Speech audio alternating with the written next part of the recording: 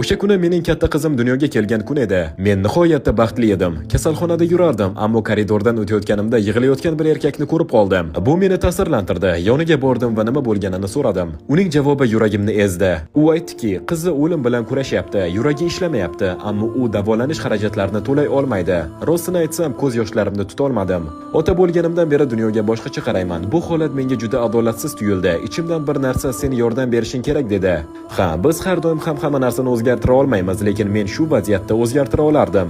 Bu bilan maqtanmoqchi emasman, faqat haqiqatni aytyapman. Men qizaloqning butun davolanish xarajatlarini to'lab berdim, otasining qarzlarini ham yopdim. O'sha kuni biz Yeva ismli 7 yoshli bir qizning hayotini saqlab qoldik. Yana bir ajablanarli narsa, o'sha kuni mening qizim ham dunyoga keldi. Bu tasodif emasdek tuyuldi, shuning uchun biz ham unga Yeva deb ism qo'ydik. Bu voqea avval kasalxonaga, keyin butun dunyoga tarqaldi. Men har doim faqat yaxshi futbolchi emas, balki yaxshi inson bo'lishga ham harakat qilganman. Agar Ronaldoning qilgan ishi hurmatga sazovor deb hisoblasangiz,